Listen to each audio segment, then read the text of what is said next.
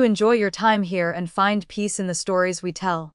If you liked the story, don't forget to like, comment, and subscribe to support the channel. My name is Alara Shen. Here in the capital, a place of dream, like prosperity, I am nothing but an empty title in the eyes of the powerful aristocratic families. I am just a pitiful creature who lost her mother at a young age, growing up lonely and without support. This narrative has been repeated so often that it has gradually become a brand upon my forehead.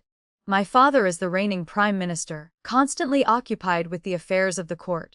To him, home is merely a resting stop on his path to political success. His presence is always fleeting. All he ever leaves me are brief glances, carrying a distant, detached concern. My stepmother, Lady Shen, comes from a prestigious family. She is dignified and capable, managing the vast prime minister's residence with perfect order. She isn't harsh towards me, but she is certainly not close.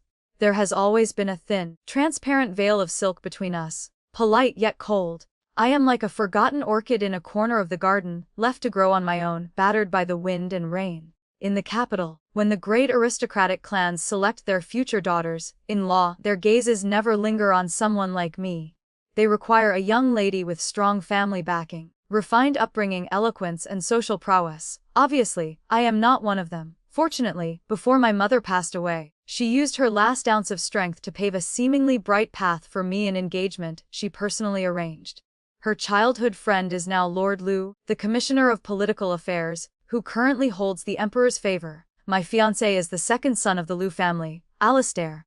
Yesterday afternoon, the head nanny from my stepmother's courtyard came personally to deliver a message. She said, "Today, the family of your fiancé, whom you have never met, will send people to deliver mid-autumn festival gifts." Her voice was calm as she instructed me. "You must be perfectly prepared today. Do not disgrace the Prime Minister's residence."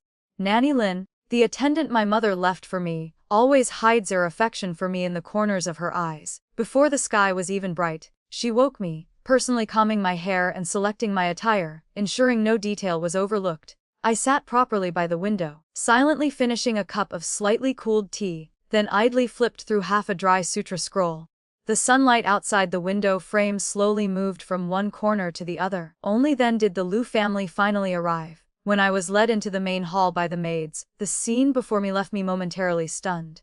Alistair Liu, a name I had only ever heard in rumors, now stood before me in the flesh. He wore a white brocade robe, his figure tall and straight, with a handsome face. At that moment, he was standing before my stepmother, Lady Shen, properly performing the greeting of a junior. I was slightly surprised. I never expected that the person delivering such trivial gifts would be the second young Master Liu himself. Hearing the announcement of my arrival, he turned around. The moment he saw me, his fine eyebrows raised slightly. His gaze held a hint of scrutiny, a touch of mockery, and a faint, inexplicable disdain. Although we have been engaged since childhood, we have rarely met over the years. I know the capital is full of rumors that I, Alara Shen, am half a year older than my fiancé, Alistair Liu. I also know he has always minded this fact, even using it as a joke among his friends at banquets. We stood a few steps apart and bowed according to etiquette.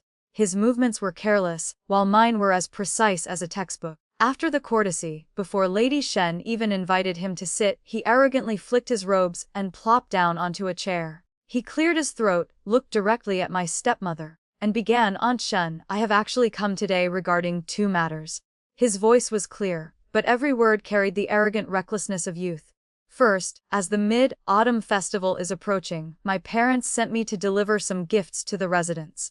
Second, I have given it much thought, and I feel that big sister, Alara, and I are truly not a suitable match. The moment he finished, the atmosphere in the hall froze. His words were too blunt, too wounding, like an ice-soaked blade piercing the chest. Before I or Lady Shen could react, he continued nonchalantly. "However, this matter isn't without a solution." A smile played on his lips, as if discussing something trivial. "If Aunt Shen is willing to marry little sister Isabel to me instead, I would naturally be overjoyed. I would certainly arrange a grand wedding and welcome her with all the proper ceremony." Isabel. Isabel is Lady Shen's only daughter, and my nominal younger sister. She just reached the age of marriage this year. The room became as cold as an ice cellar. Even breathing seemed to turn to frost. The servants standing by all lowered their eyes, staring at their own toes, wishing they could shrink away to avoid the fallout. Only Alistair remained at ease, even wearing an expectant look. He gazed eagerly at my stepmother, as if what he had just proposed was the most wonderful, earth-shattering news. I unconsciously clenched my fingers inside my sleeves, my brow furrowing. Alistair. He was doing this deliberately. He came here today specifically to humiliate me, and to humiliate the entire Prime Minister's residence. Sure enough, in the very next second, Lady Shen's icy gaze shot toward me like a sharp arrow. There was not a trace of pity in her eyes, only a bone-chilling rage at being insulted. She suppressed the fury rising in her chest, forcing the words through gritted teeth. "What are you still standing there for?" Her voice wasn't loud, but it made everyone in the hall shudder. "Why haven't you gone up and slapped him? Since when did a daughter of my Prime Minister's residence fall so low as to be summoned and dismissed at will, to be bargained over and chosen from like merchandise?" As soon as she spoke, everyone in the hall, including Alistair, instinctively looked up at her. Immediately, Nanny Shu, who stood beside my stepmother, moved. She walked quickly to my side, produced a polished black wooden ruler from nowhere, and decisively thrust it into my hand. "Eldest miss, using this to hit someone is both easier on the hand and more painful." Her voice was very low, but it rang clearly in my ear. I gripped the cold ruler, raising my head to look at the stunned Alistair. The moment our eyes met, I clearly saw the astonishment in his, along with a belated touch of panic. Alistair shot up from his chair and retreated several steps, putting distance between us.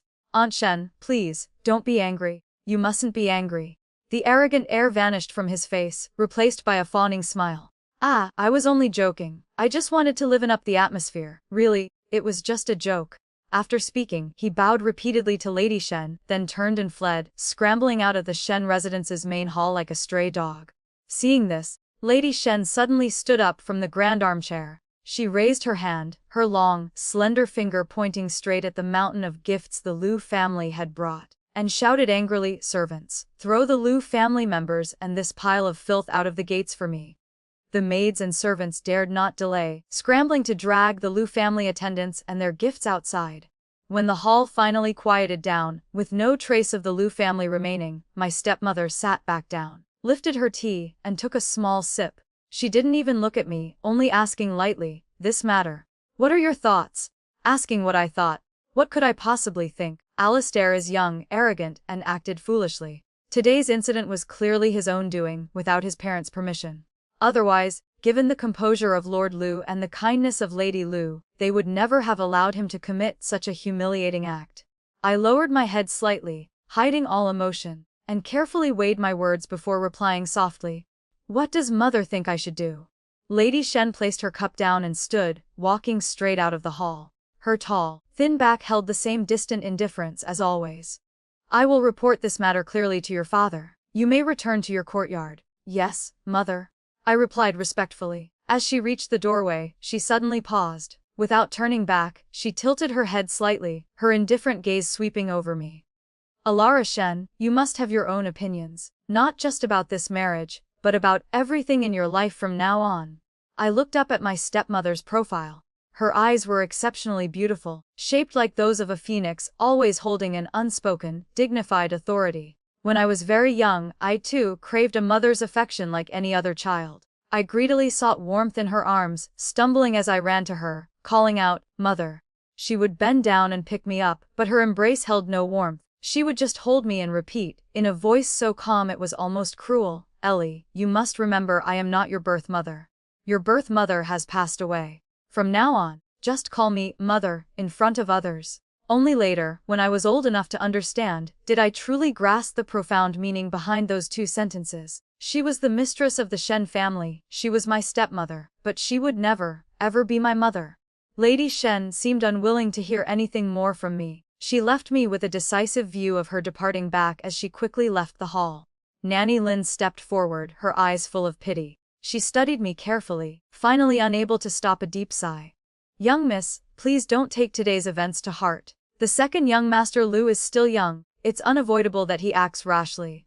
I raised my hand, gently cutting off her somewhat long-winded comfort. "I know." My voice was calm, without a ripple. "I know full well that I am marrying into the Liu family, not just to a person named Alistair. Lord Liu and Lady Liu are both reasonable people. They will surely treat me well. As for Alistair Liu, though he acted boorishly, it's not an unforgivable crime in the end. He is just an arrogant youth, isn't that right? Is that what you wanted to tell me? Nanny. Nanny Lynn looked at me, a pained smile appearing on her face, and said no more. I lost my mother when I was young. It was Nanny Lynn and Nanny's son, the two who had served my mother, who raised me. How could I not understand their hearts? They fear I am sad, they fear I am suffering, they fear I will overthink. But they don't know that my stepmother's final words before she left lingered like an inescapable curse coiling in my chest. You must have your own opinions. Must have my own opinions. Later that afternoon, Father paid a rare visit to my courtyard. He was still in his court robes, not yet having changed. The dark crimson robe carried the solemnity of the court and the chill of the evening wind. I knew he must have come straight to find me after returning from the palace. Father gestured for me to sit, telling me not to be so formal. Ellie, I have heard from your mother about Alistair's outrageous behavior in the residence today. His voice was tired, mixed with suppressed anger. I immediately wrote a letter and had it sent urgently to the Lou residence for Lord Lou. He replied quickly, saying he would personally break Alistair's legs and assured me that he and his wife knew nothing about this beforehand. Tomorrow morning, your Aunt Lou will come to our residence personally. She wants to apologize on her son's behalf and also wants to see you, to comfort you. Father spoke for a long time, on and on. He only stopped when he realized I was still looking down, not looking at him, and hadn't said a single word. He paused, asking softly, Ellie, is there something on your mind you want to tell Father? Hearing this, I slowly raised my head, my back stiff and straight, and asked quietly, Father, must I marry Alistair? Father seemed stunned, not expecting me to ask such a question. His expression blanked for a long moment before he lowered his gaze, as if afraid to look directly at me. Ellie, this was your mother's wish. Before your mother passed away, she held my hand. He said she begged and pleaded 1,000 times, wanting me to fulfill this wish for her. Your Aunt Lou also held your mother's hand at that time, swearing to the heavens that she would treat you as her own daughter, so that you would never suffer in your life. Ellie, your mother, I understand, Father. I spoke up, cutting him off. The marriage between Alistair and me was the last thing my mother left for me in this world. I knew Father was unwilling, and unable, to go against my mother's dying wish, and it seemed I, too, could not betray that heavy, loving intention. The next morning, before the sky was fully bright, Lady Lou arrived, bearing many valuable gifts. My stepmother was tactful, finding an excuse to leave, giving us space. I had expected her to offer many apologies and words of comfort. I never expected the first thing she would say, grasping my hands, was, Ellie, that brat Alistair, let's not have him. He doesn't deserve my Ellie. You don't like him, so I'll change him for you. Don't worry, your aunt will handle this. Your brother Julian returns from Jiangnan next year.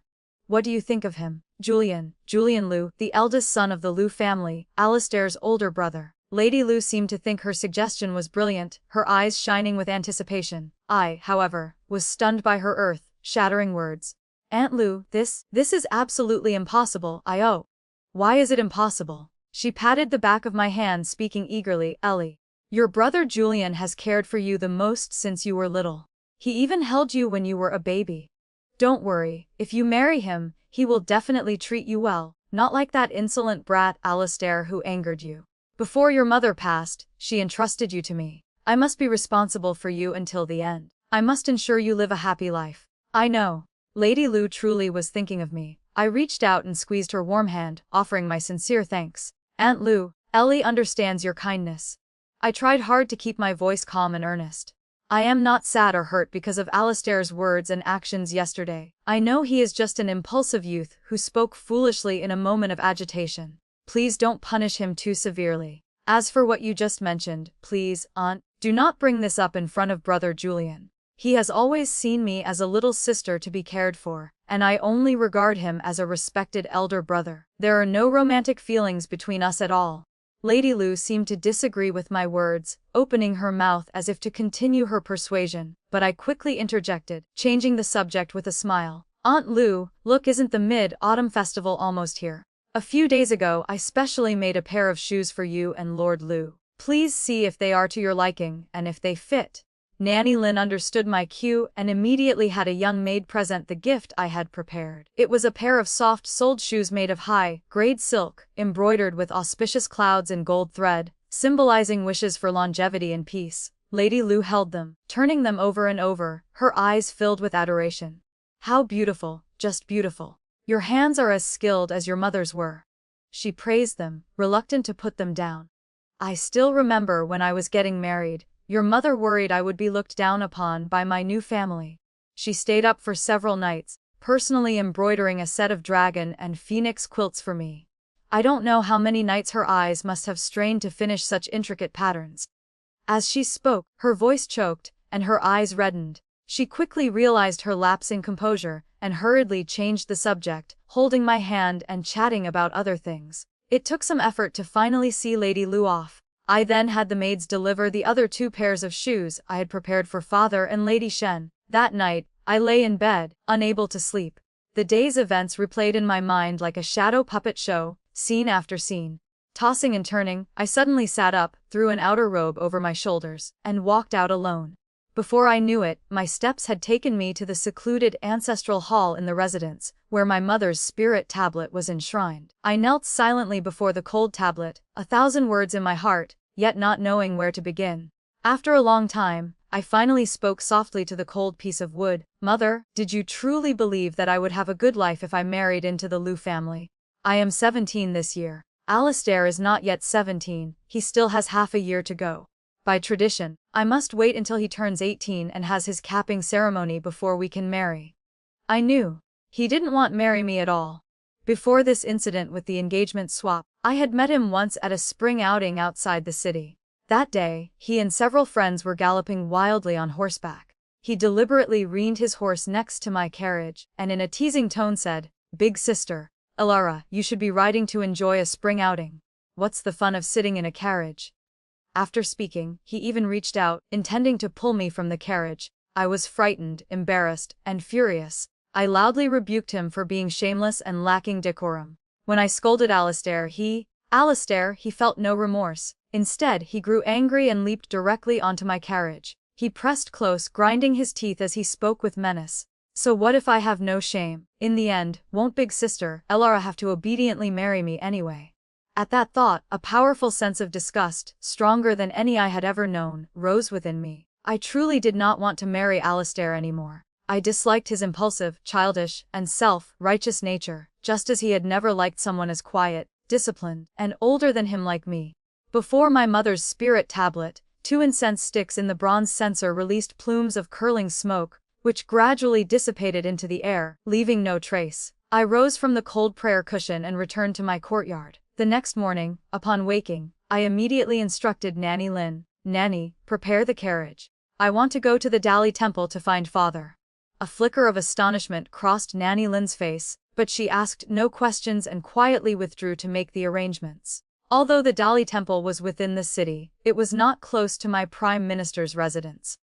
When I arrived at the imposing gates of the ministry, the iron-clad guards on duty stopped me, asking my name and purpose as required. One told me to wait there while he went inside to announce me. I stood beside the giant stone lion, silently waiting for Father to send someone out. Suddenly, from the main road in the distance, the sound of urgent, rapid hoofbeats echoed.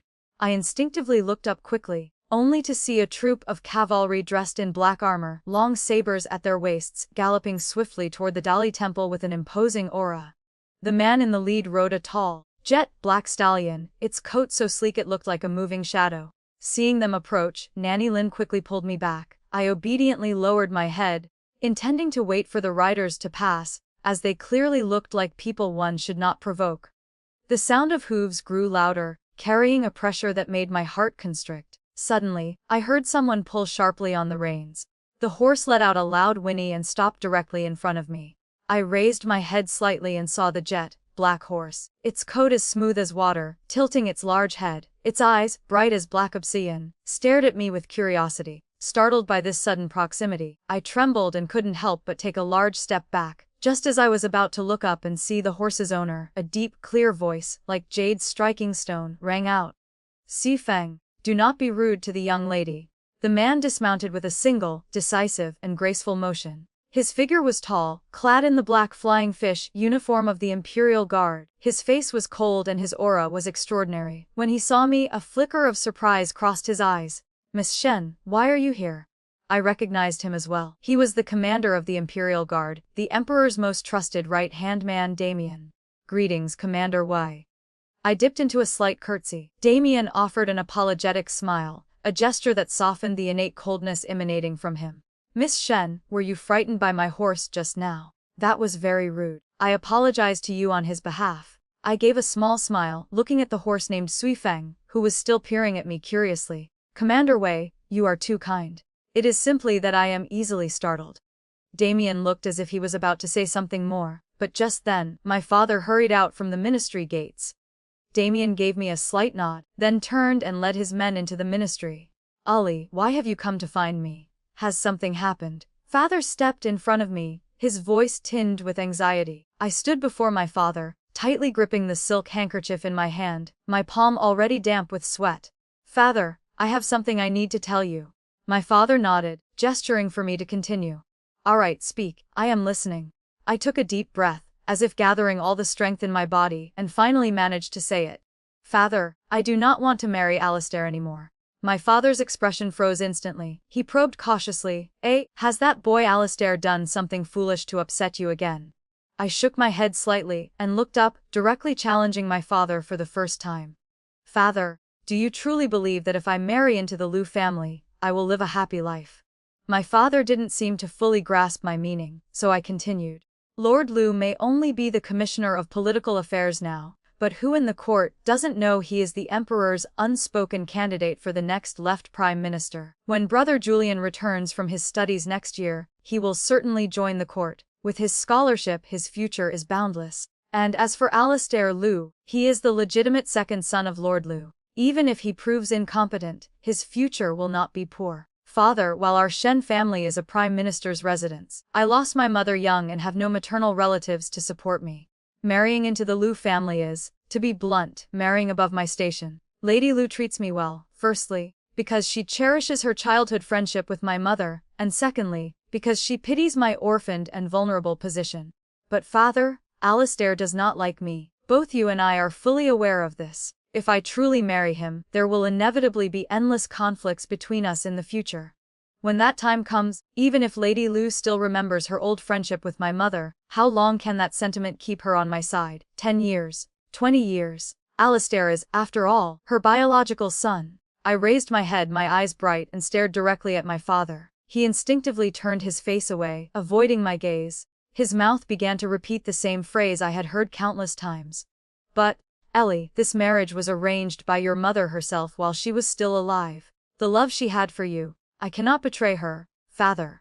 I suddenly spoke, my voice sharp and hard, cutting him off. My father's brows knitted tightly, but he finally turned back to look directly at me. I straightened my spine, meeting his gaze without flinching. Father, have you realized? Whether it is you or Lady Liu, every time you mention my marriage, the conversation ultimately ends up being about my mother. You all say that you cannot betray my mother's wishes. Therefore, you all naturally assume that I too, should not and cannot betray my mother's good intentions for me. But father, my mother is dead. She has been dead for 16 years. My voice trembled slightly. 16 years ago, when she made this choice on her deathbed, how could she have known that 16 years later, Alistair would personally come to our door, demanding to swap fiancés and committing such a despicable act? Before she died, my mother went to great lengths to beg Lady Liu, just to secure this marriage with the Liu family. In the end, it was all because she worried for me. She worried that after she was gone, within this vast prime minister's residence, there would be no one left to truly care for me. She was afraid that you, father, for the sake of your political career, would casually marry me off to some unknown family, leaving me to suffer and be mistreated. So, every time any of you look at me, you are reminded of my mother, and you once again repeat her love for me. But father, please ask your own heart, is it not true that by now you have almost forgotten what my mother even looked like? And as for me, how long can I rely on the dwindling sentiment between my mother and Lady Liu to live peacefully in the Liu household? After hearing this, my father's pupils suddenly contracted. He unconsciously took half a step back, his expression a mixture of complex emotions. He mumbled, "Your mother. Did she know you were coming to find me about this today?" I shook my head, a bitter smile twisting my lips. Father, I am your daughter, not my mother's. My father seemed stunned that I would say such a thing. His lips parted, but in the end, no words came out. Seeing him silent, I resolutely stated my final intention. Father, please make a trip to the Liu family and cancel this engagement. Alistair and I were never suitable the start. And I no longer want to live under this pitiful identity, being constantly reminded that I am the child who lost her mother. After saying this, I paused, then decided to twist the knife just a little deeper. Tomorrow is the anniversary of my mother's death. I want to go to Qingshan Temple outside the city to light an eternal lamp for her and chant sutras for her blessing. Since I am already out of the residence today, and it is on the way, I will not return home. I intend to go directly to Qingshan Temple from here. I knew my father had long since forgotten which day was my mother's death anniversary. In truth, that didn't matter. I had never expected him to remember. After all, there has never been a single year where he clearly remembered my birthday. After a long silence, my father finally found his voice, speaking hoarsely. All right, I understand. Do you need me to dispatch some guards to escort you to Qingshan Temple? That won't be necessary. I can go on my own. Before we parted, I seriously instructed my father one more time. Father, when you return to the residence, please think carefully about everything I have said. And remember, you must go to the Liu family and cancel this engagement. This time, my father did not nod, nor did he shake his head. He just looked at me with an incredibly complex expression, a look I had never seen from him before. He watched silently as I turned, boarded the carriage, and slowly departed. Once inside the carriage, Nanny Lin's face was filled with worry and disapproval. I knew what she wanted to say, but I didn't offer an explanation. Instead, I spoke half-jokingly. Nanny, why don't you do as my father does? Perhaps you will dream of my mother tonight. The two of you can meet and talk, and then you can see what my mother's true intentions really are. Nanny Lin was startled into a small laugh by my words, and the melancholy in her eyes lessened. While chuckling, she stepped forward and pulled the cloak more tightly around my shoulders. This old servant will follow whatever the young miss decides. Whatever you say I will do, even if, in the future, the young miss decides not to marry. The dowry and properties that the late madam left behind are more than enough for you to live a comfortable and prosperous life. Hearing this, the bridge of my nose suddenly stung with tears. I thought of Nanny-san, who was currently in my mother's hometown handling matters for me. Nanny, do you think my uncle and Nanny-san will also believe that I have betrayed my mother's wishes by doing this? Nanny Lin took my hands in her own calloused ones, and gently pulled me into an embrace. Young miss, you must remember, the late madam's greatest wish was always for you to live a good, happy life. As long as you feel this is right, then that is all that matters. Our carriage had just reached the main road leading up to Qingshan Temple when a horse suddenly galloped up from behind, aggressively blocking our path. Nanny Lin lifted a corner of the curtain to look out. Her expression changed and she whispered to me, "Young miss, it is the second young master Liu." Before I could even speak, Alistair Liu's furious voice erupted outside the carriage, sounding explosive. "Alara Shen, you get out here right now. You despicable, shameless creature, you only know how to tattle behind people's backs. What exactly did you say to my mother? She hit me and scolded me today, and it is all because of you. Do you really want to marry me that badly? People who don't know any better would think you, Alara Shen, are some desperate, unwanted woman, clinging to me for dear life." Every word he spoke was like a sharp needle jabbing into my eyes, making them sting. "Alistair Liu, shut your mouth," I shouted loudly. "What? You can't even stand to hear a few words." Suddenly, I felt the carriage lurch violently as someone leaped onto the shaft. A second later, Alistair brutally tore open the curtain. "What are you looking at? What do you think you're doing?" Alistair saw the fury in my eyes and let out a cold sneer. "What? I'm not allowed to look. Weren't you desperate to marry me? Well, I've thought it through. I don't mind anymore. I agree to marry you.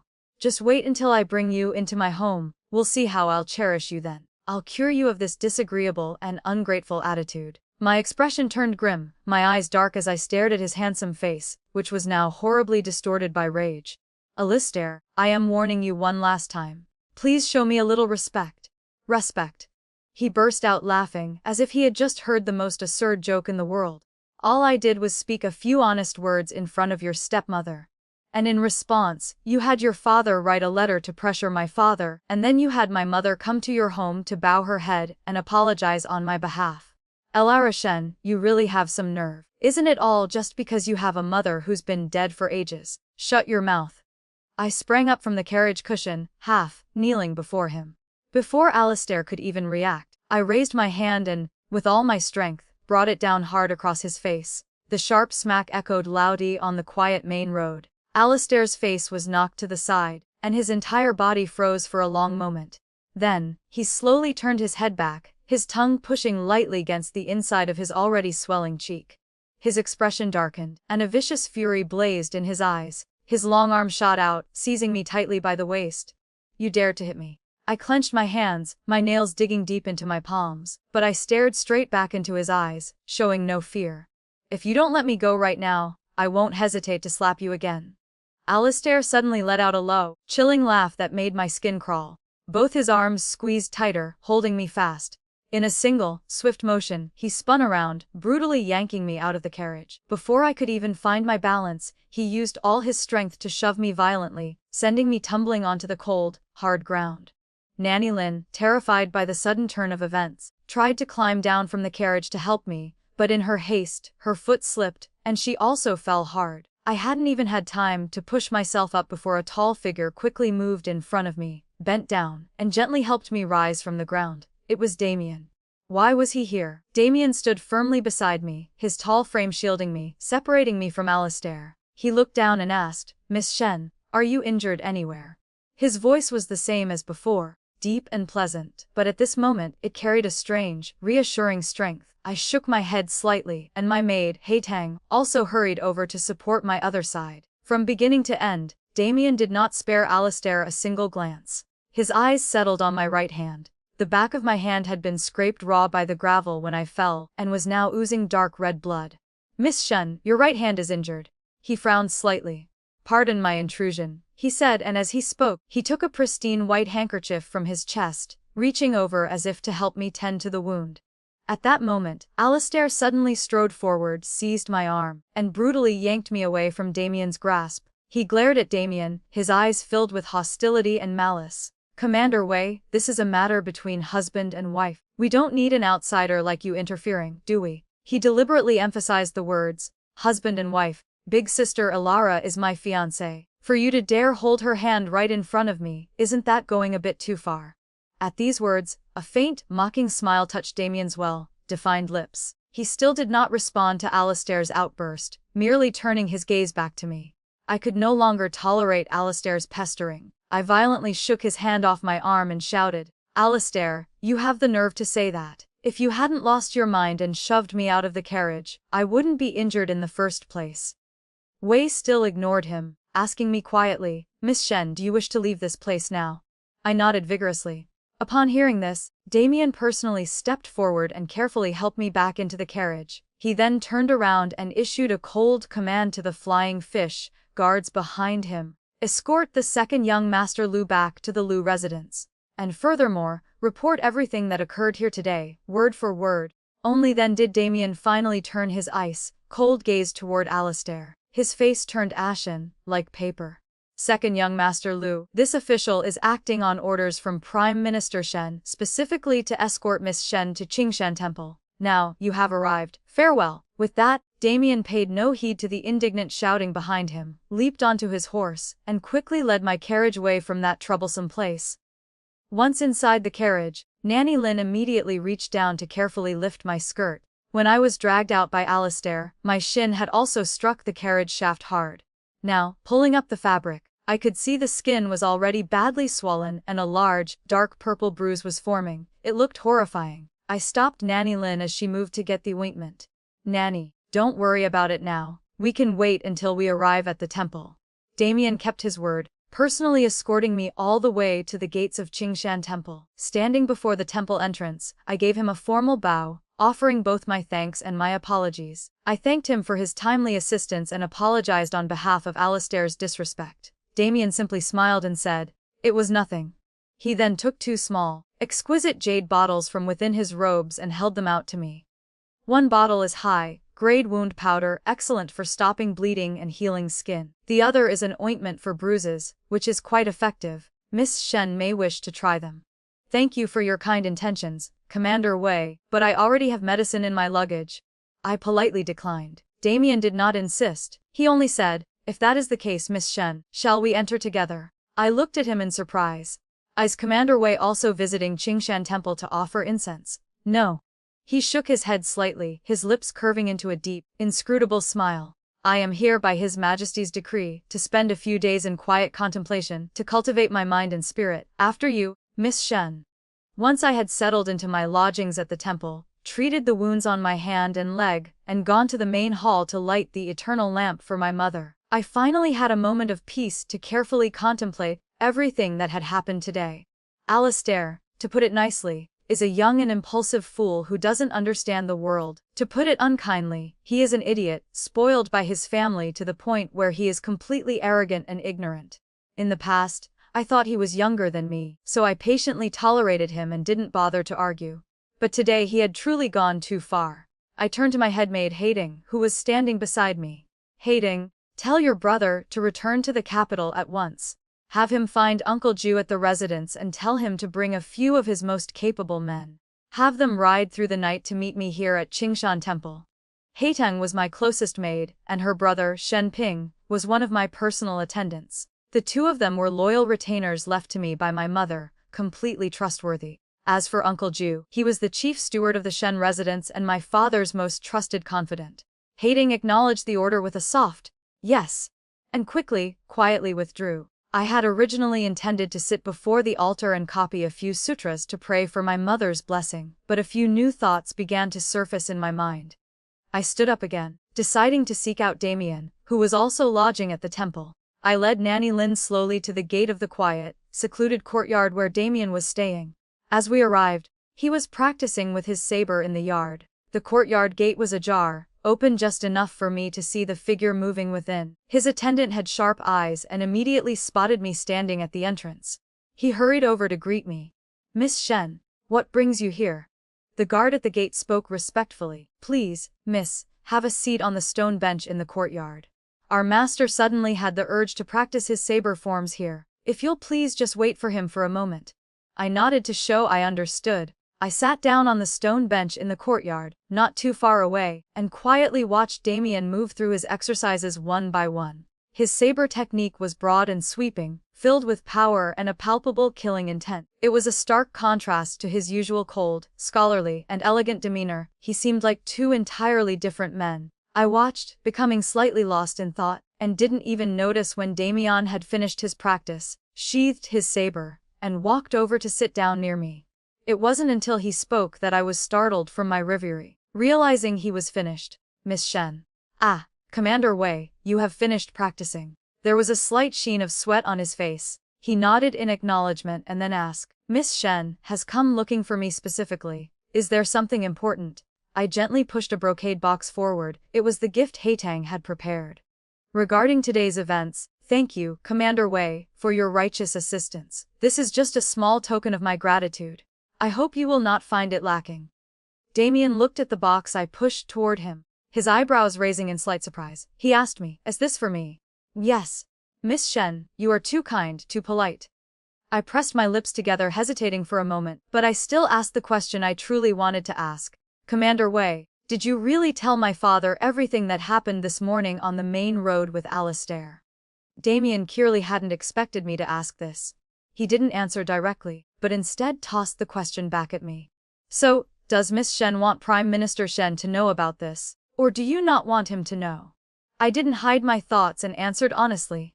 "I do not. I don't know, it was my imagination, but the moment I said those two words, the faint smile on Damien's lips seemed to vanish. I heard him ask, his voice slightly cold, "Why?" I thought for a moment and then explained, "This is a matter between Alistair and myself. I believe I can handle it properly. So, if Commander Wei has not yet spoken to my father, I must trouble you. Please, do not say anything." Damien's long, slender fingers gently stroked the teacup on the stone table. After a long pause, he finally spoke slowly. "Seeing as Miss Shen does not wish for the Prime Minister to know, I will not speak of it."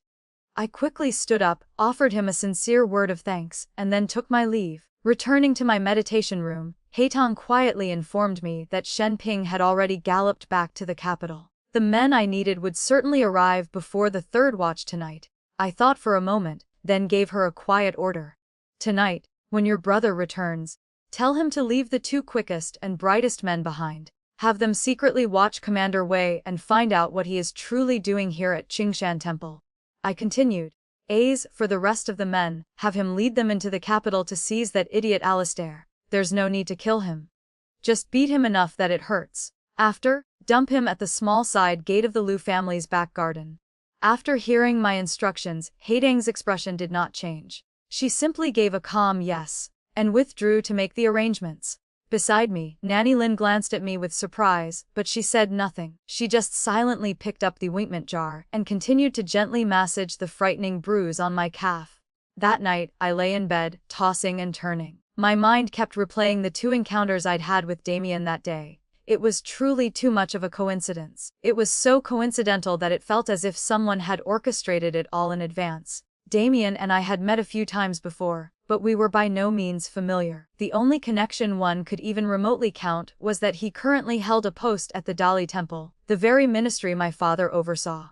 And yet today, Damien had told Alistair that it was my father who had ordered him to escort me to Qingshan Temple. That was absolutely impossible. Although Damien's rank was not as high as my father's, his true status was far more illustrious.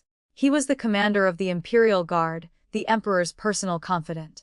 Unless my father had been deceived to the point of foolishness, he would never have troubled such an important figure to protect an unfavored daughter like me.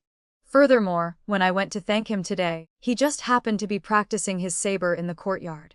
Not earlier, not later, but at that exact moment. Why would a military general suddenly get the urge to practice his saber in the middle of the afternoon? But that alone wasn't conclusive proof. Perhaps Damien genuinely did enjoy practicing his saber at such an odd hour. Thinking it over and over, I drifted into an uneasy sleep amidst a tangle of confusing thoughts. In the middle of the night, while I was still dreaming, Haitang and Nanny Lin suddenly burst into the room, shaking me awake forcefully. Mistress, wake up, quickly. The mountain beside Qingshan Temple has somehow caught fire. The abbot says the fire is very large and he fears it will spread here. He is telling everyone to evacuate the temple immediately to escape the danger. I bolted upright in bed, my mind still groggy. Where is my mother's spirit tablet? My mother's spirit tablet, ever since I was old enough to remember, it has been enshrined in the main hall of Qingshan Temple. That is precisely why, for all these years, I have come to this temple to stay for a few days every year. That is the most important reason. Haidang nodded firmly at me, signaling for me to be at ease. Mistress, please do not worry. The moment I heard about the fire, I immediately sent my brother to personally retrieve the late madam's tablet.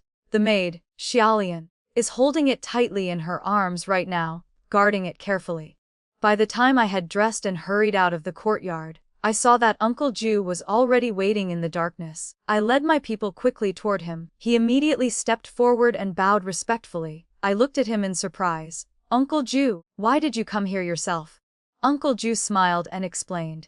The eldest miss wanted someone to teach the second young master Lu a lesson. This old servant couldn't trust the younger men to handle it. I was afraid they wouldn't know their own strength. So I came to do it myself, and thought I would also visit the young miss at Qingshan Temple. I never expected to encounter such a thing. Eldest miss, rest assured, I have already prepared the carriages. Although it is late, I have already sent word to the villa down the mountain. It is not far from the temple. We will be there in no time. I nodded, my heart finally settling. Good, let's go quickly. What about Alistair? How is he now? As the young miss instructed, he has been delivered to the small gate behind the Lu residence. Was he beaten severely? Enough to make him sore and bedridden for half a month, but certainly not enough to make Lady Lu shed any tears. I nodded in satisfaction. Uncle Ju had always been so thorough in his work, which was incredibly reassuring. I quickly bid farewell to the temple's abbot, and was about to lead my people to our family's villa when I saw Damien, also standing outside the temple gate, preparing to leave. When Damien saw me, he took the initiative to step forward and ask, "Where does Miss Shen intend to go now?" The Shen family has a villa at the foot of the mountain. I plan to rest there for the night. Hearing this, Damien smoothly replied, "I wonder if it would be convenient for Miss Shen to allow me to impose upon you for one night." His gaze was sincere, and his tone was earnest. Adding to that the fact that he had done me a great favor today, I truly could not find a reason to refuse. Just as our group arrived at the waiting carriages, Damien suddenly said he wanted to ride in the same carriage as me.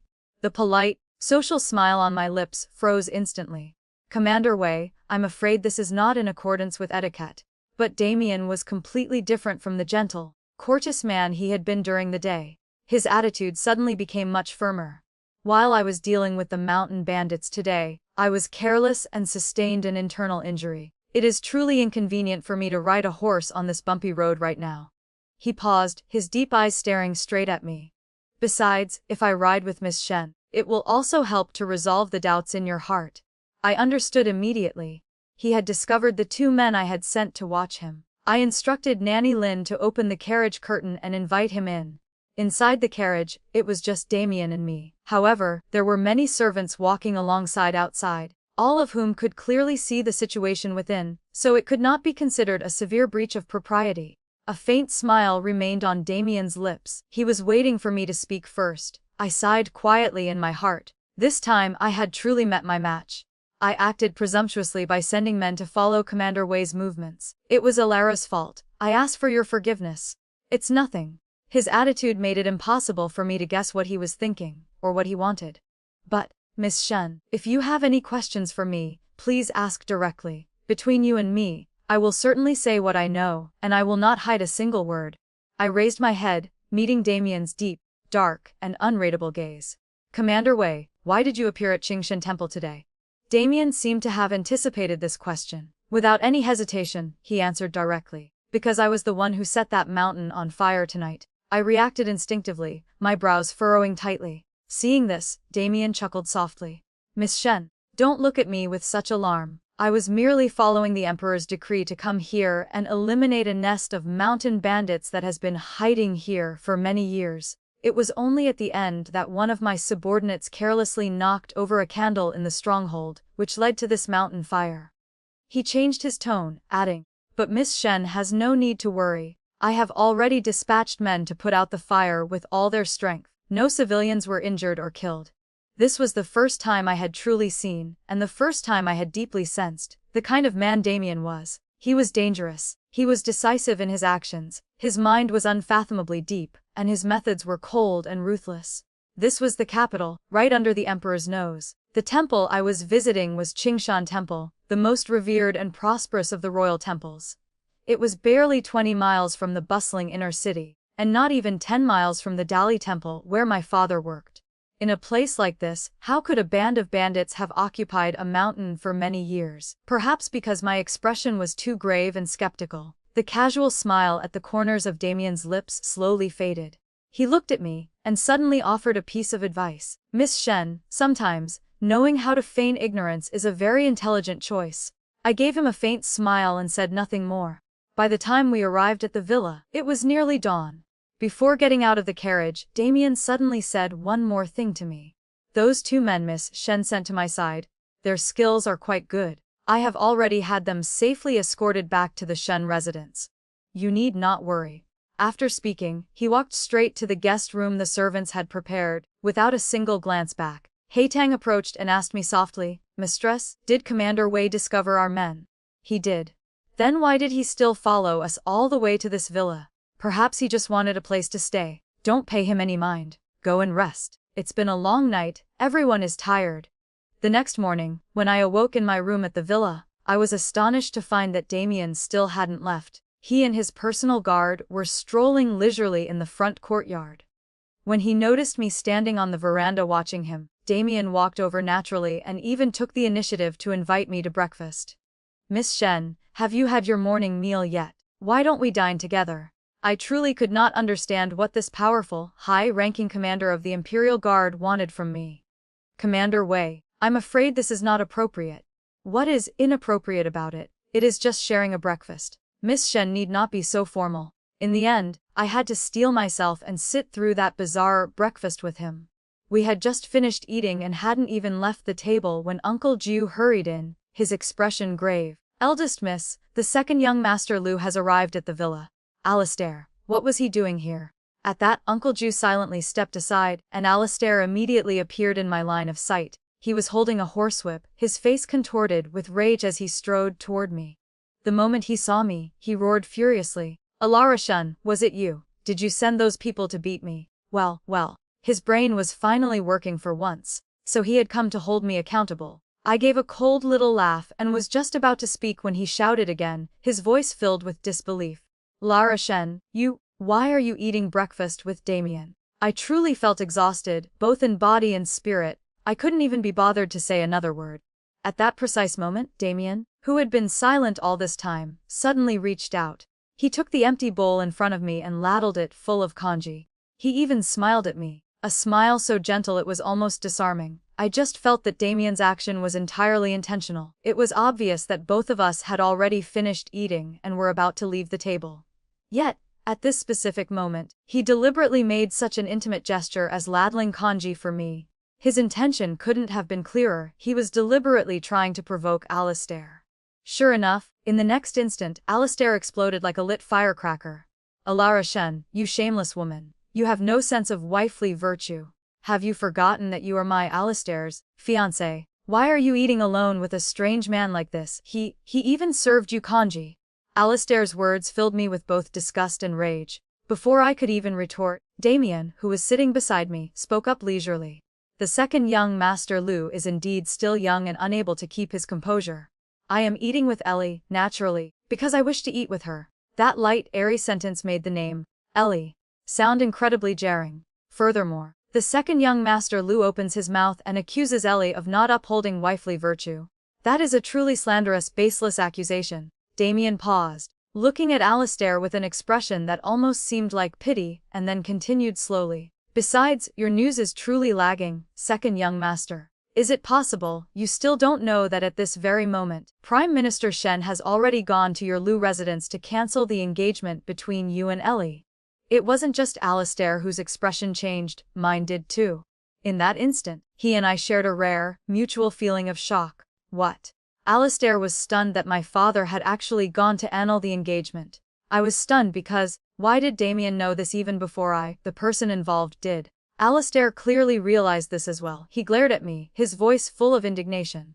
Alara-shen, you really dared to do this. Aren't you afraid my mother will be heartbroken when she finds out? Aren't you afraid the Lu family will hold a grudge against your Shen family because of this? Hearing him say that, I truly wanted to rush over and slap him again, but I managed to restrain myself. If Lady Lu were to find out that you, in my presence, said I was deliberately clinging to you, shamelessly insisting on marrying you, and even said that I was using my long, dead mother to entangle you, I think we both know what the consequences would be. I shouldn't need to say any more, should I?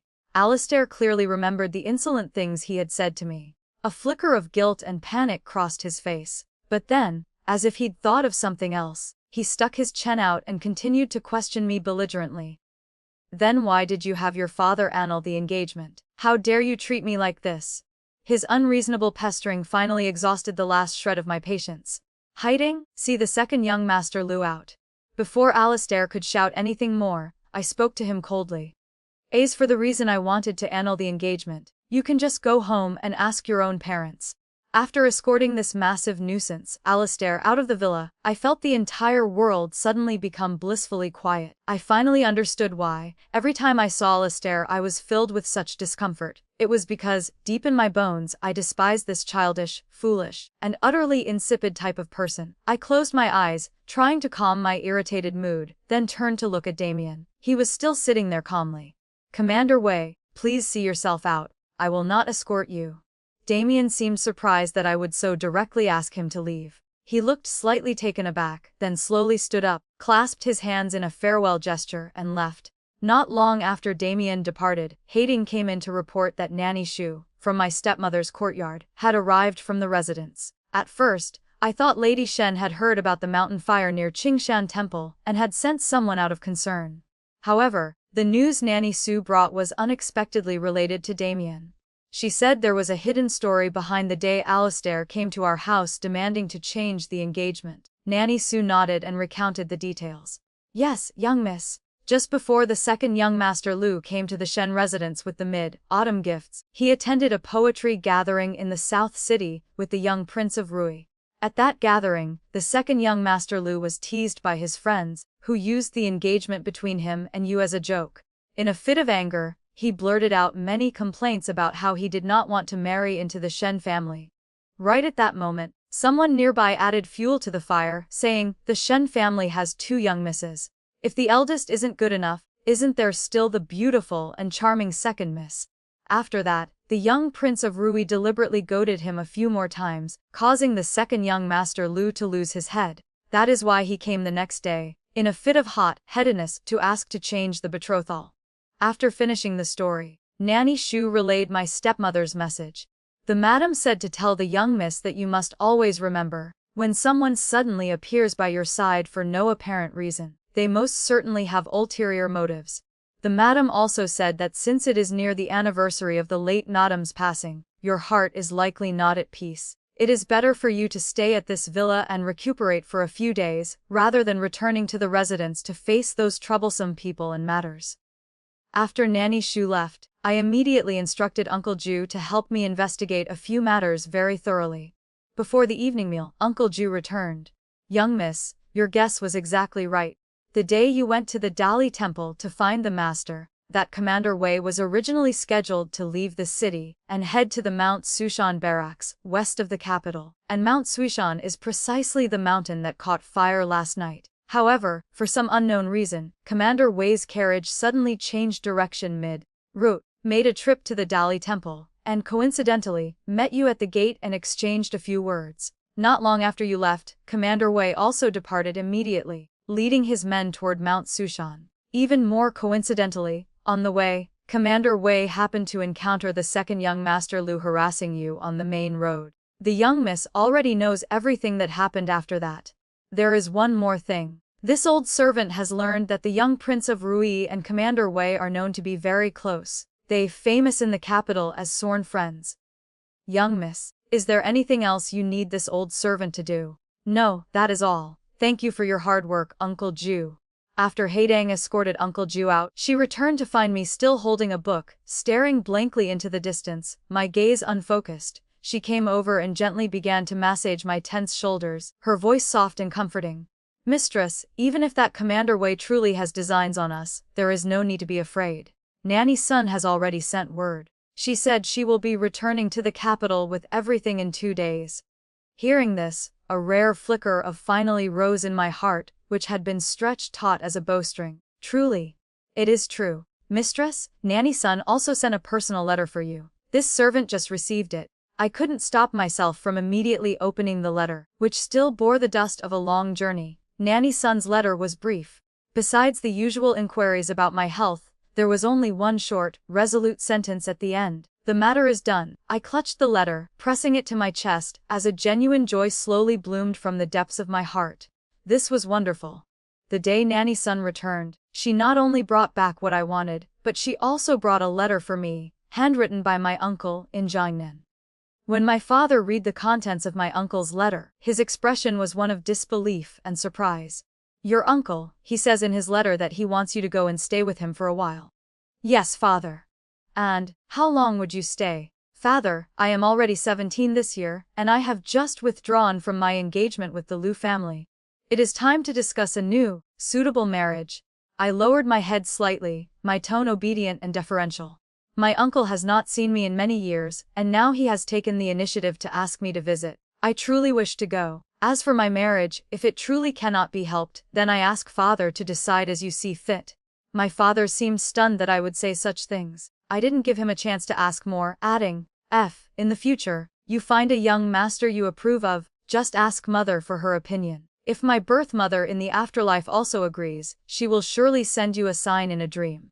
In the end, my father could only let out a heavy sigh and nod in agreement. The day I set off for Jiangnan, father insisted that Uncle Ju personally lead a contingent of guards to escort me all the way to my uncle's home. Lady Shen also prepared many valuable gifts for me to present to my uncle's family. Before I left, Isabel and Jenna, who had never been close to me, broke character and acted somewhat sad and reluctant to see me go. Isabel even stepped forward and hugged me, her eyes red. "Eldest sister, you must take care of yourself in Jiangnan. Jenna and I will be at home waiting for you to return." I gently hugged her back and replied softly, "I will." The carriage wheels slowly rolled out of the magnificent city gates of the capital. I finally, completely relaxed. Nanny-san saw my relieved expression and was both amused and sympathetic. She gently patted my leg. My little ancestor, this cicada shedding its golden shell, escape of yours was truly executed to perfection. It was as seamless as if heaven itself had sewn it, not a single drop of water leaked. I smiled, leaning forward to hug Nanny-san's arm affectionately. It wasn't my accomplishment. In this matter, you are the one who did the most work and suffered the most hardship. When I led my entourage to the first post station after leaving the capital to rest, I never expected to run into Damien in such a place. He seemed to have been waiting for me. When he saw me enter with my party, his face showed no surprise at all. Miss Shun, we meet again, what a coincidence. I truly did not want to speak to him. Not one bit. There is nothing coincidental about it. Damien wasn't bothered by the coldness I didn't bother to hide. Instead, he smiled, his tone sounding as if he were boasting. Miss Shen, shouldn't you at least thank me for something? Thank you for what? Why, for personally providing you with the most legitimate, above-board reason to grandly and properly annul your engagement, of course. So, everything really was arranged by Damien. I stared grimly at the man before me. His eyes were bright, his smile terrifyingly serene. I gritted my teeth and asked, word by word, what exactly do you want? Damien did not retreat. Instead, he took a step closer, lowered his voice, and said softly, yet every word landed clearly in my ear. I have coveted Miss Shen for a long time.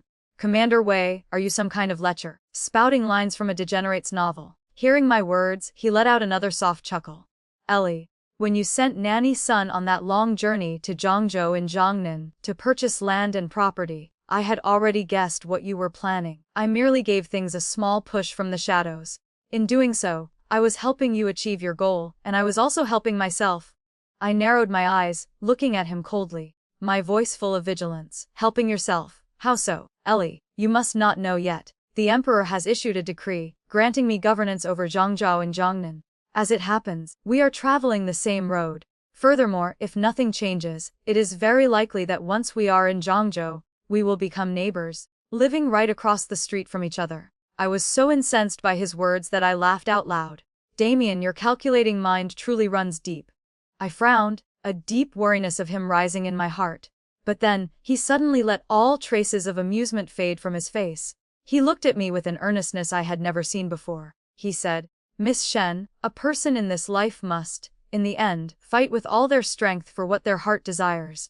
You are trying to escape that cage in the capital, a place that makes you unhappy, and I am trying to beg heaven to let you see me. I asked him, why me? Damien thought for a moment before replying, perhaps it was love at first sight. I let out a small laugh in response. Someone in the capital once gave me the nickname the pale-faced beauty, because of my appearance. Can it be that the great commander of the Imperial Guard is also such a shallow man, choosing only based on a face? Hearing me, Damien smiled softly, his lips quirked, but he did not answer. After that, I stayed in Zhangzhou Jiangnan for a good half-year. During that time, my father frequently sent men thousands of miles from the capital, wanting to bring me back. And Damien, just as he had said, became my neighbor across the street. His new residence was built directly opposite mine, separated only by a small lane. For that half-year, he stuck to me almost every day like a stubborn plaster. He took me to see the most beautiful sunrises in Zhangzhou, led me to eat the best food in the hidden alleys. When I was melancholic, missing my mother, he would just sit beside me in silence. And he was the one who, time and again, bluntly turned away the men my father sent to retrieve me. I took the initiative to find Damien. I said to him, Damien, why don't I just marry you? His entire body froze. His eyes, filled with an overwhelming, disbelieving joy, stared at me without blinking. After a long moment, he finally spoke, his voice hoarse. I thought I would never be able to fulfill this wish for myself in this lifetime. Later, after Damien and I were married, my father wrote me a letter. He said he had dreamed of my mother. He said that in the dream, my mother smiled and nodded at him, as if giving her consent for Damian and me to be together. The following winter, the snow fell thick and heavy in Jiangnan, blanketing the world in white. I was lying lazily in Damien's warm embrace, watching the snow fall outside the window, when I suddenly asked him, Damien, tell me the truth. When did you start to like me? Damien bowed his head and gently kissed my forehead. A long, long time ago. That year, because of a court case. Prime Minister Shen brought several of the involved youths to your residence for questioning. As we were passing through your family's garden, I happened to see you sitting all alone on a tall swing. The swing wasn't moving, and there wasn't a trace of a smile on your face. You just sat there, staring silently into the distance, your eyes as empty as a soulless doll. I don't know why, but with just that one glance, I knew that you were not happy living in that great Shen residence. After that, I found excuses to visit your residence several more times. Every time I saw you, you were always the same. No matter what you were doing, there was never a true smile on your face. It was only later that I learned you were engaged to the Liu family. I was miserable about that for a very long time. It wasn't until one of my subordinates accidentally discovered your nanny's son had traveled to Zhangzhou. I secretly had someone investigate, and I was able to guess what you intended to do. I picked up where he left off. And so, you arranged everything with Alistair, and with me, to make that engagement completely fall apart. Damien held me closer and chuckled softly. Even if I hadn't stepped in, with your intelligence, you would have found a way to annul that engagement sooner or later. Ellie, you know exactly what you want, and you are willing to fight for that goal. That is a wonderful thing. I reached up and gently stroked his face, smiling softly as well. Yes, and so are you. The story ends here for now. If it touched your heart or left you thinking, I'd love to hear your thoughts in the comments. Please like, subscribe, and share Raccoon Tale to help more stories come to life. See you in the next tale.